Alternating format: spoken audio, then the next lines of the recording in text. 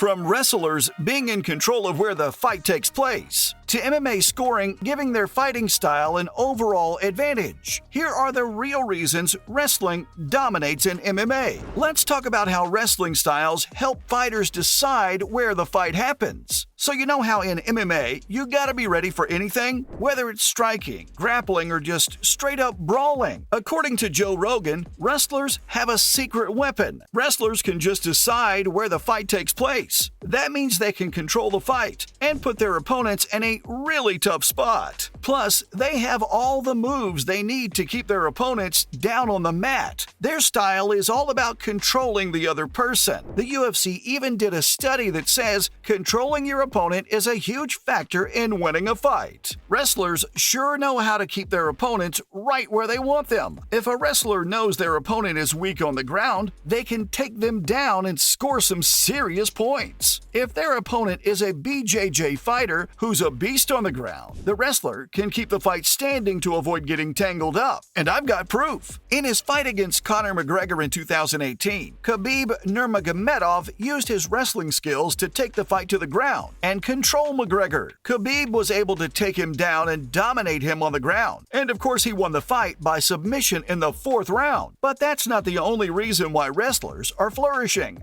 It's a bitter pill to swallow, but judges are heavily biased toward takedowns. And that's why wrestlers are dominating. In MMA, takedowns are a big deal because they can give you major points with the judges. But here's the thing, judges have their own preferences when it comes to fighting styles, which really works in favor of wrestlers. Because if you're a wrestler, you're already all about takedowns. So if the judges are going to give you extra points for that, well, that's that. And it gets even better for wrestlers, because once they've got you on the ground, they can just pin you there and rack up even more points. Yeah, even if they're not doing anything offensive, they're still winning in the eyes of the judges. It's like they're playing a totally different game. And the fact is, numbers don't lie. If we look at the UFC's top 15 rankings in each division, we can see that most of the title holders and best fighters have an elite wrestling base. We're talking about big names like Henry Cejudo, Kamaru Usman, and John Jones. And get this, according to Sebastian Rivera and his study, 40% of all-time UFC champions had a wrestling background. That's a lot, guys. So what's the deal with wrestling? Well, a lot of American fighters have experience competing in NCAA or NCWA wrestling. Some of them are even Olympic medalists, like Henry Cejudo. In recent years, we've seen the rise of Russian fighters and their relentless wrestling style. The quality of the competition is just insane. Even one of the biggest names in the game, Brock Lesnar, actually moved from wrestling to MMA. He started his career as a WWE wrestler and eventually made his way into MMA. And in his MMA career, he won the UFC Heavyweight Championship and successfully defended it in the next 2 title fights. He fought 9 matches and managed to get 5 wins and 3 losses. That's pretty impressive, right? And that's why we see so many UFC champions with a wrestling background. Like I said, numbers don't lie. You can tell by their level of skill that wrestlers are just more experienced. They start training at an extremely young age. They wrestle through high school and college. And by the time they switch to MMA, they already have hundreds of matches on their record. That's a lot, but it's more than just the number of matches. Wrestling competition is pretty intense, so it teaches players how to deal with pressure from the get-go. So when wrestlers come to MMA, they already know how to handle all the anxiety and deliver under the big lights. So there's no such thing as feeling nervous when fighting in front of the cameras or audience, because they've already done it in the NCAA and Pan American tournaments. So fighting in the cage is just another day at the office for most of them. Some of you might be thinking, hey, what about the fighters from other styles like BJJ or Muay Thai? Don't they have a lot of combat experience too? And yeah, they do, but it's just not the same as the quality of wrestling competition. Don't get me wrong, I love all the styles, but let's be real here. Wrestling is as tough as nails. In fact, Henry Cejudo himself said that he thinks wrestling is a lot tougher than MMA. So there you have it, straight from the mouth of a champ. But hate the game, not the player. And I'm only saying this because the MMA scoring system itself works well in favor of wrestling. So the judges in the UFC use 3 criteria to evaluate fights: effective striking, grappling, aggressiveness, and fighting area control. And guess guess what? Top-tier wrestlers are really good at all three of those things. When a wrestler takes down their opponent, they can prevent them from striking back and score points for controlling the fight. Even if they don't do anything else, just staying on top of their opponent can win them the round. And if a wrestler takes down their opponent early in the match, they can just keep them pinned to the ground the whole time and score points while limiting their opponent's ability to fight back, like I said before. A classic example of this was former three-time UFC welterweight champion Georges St. Pierre, who won his fight against Josh Koscheck at UFC 124. St. Pierre used his wrestling to take down Koscheck repeatedly throughout the match and control him on the ground. Koscheck just couldn't get off any effective strikes while he was being taken down and controlled by St. Pierre. In the end, St. Pierre won the fight by unanimous decision, mainly because of his superior wrestling skills and ground control. And it just proves that a wrestler will always find a way, no matter what. The sport is so tough that only the strongest survive. That's why wrestlers have an amazing mental game, which transfers perfectly into MMA. You gotta have a strong mindset to deal with all that craziness that goes on in the octagon. And let's not forget about chain wrestling.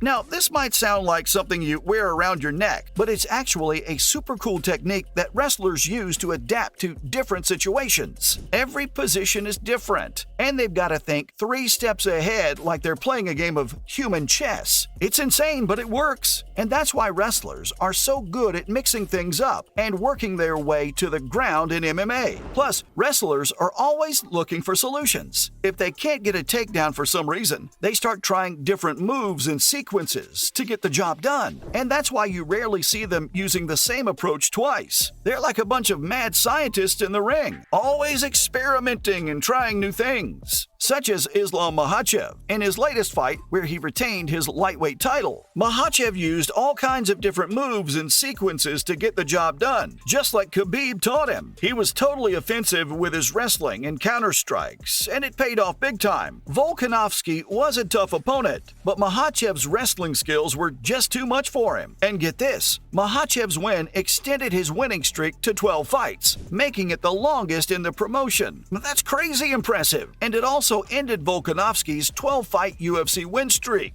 Ouch! And who better to give us the inside scoop than the one and only Chael Sonnen? According to Chael, the reason why Greco-Roman wrestlers do better in MMA is because of their posture. Basically, there's no bending of the back, knees, or head toward the floor. It's all about standing up straight and fighting your opponent head on. And guess what? That's exactly what an MMA fight looks like. Chael recently explained that regular players are so used to their own techniques, which are all based on a bent-over posture, and that just doesn't work in MMA. And that's all for the real reasons wrestling dominates in MMA.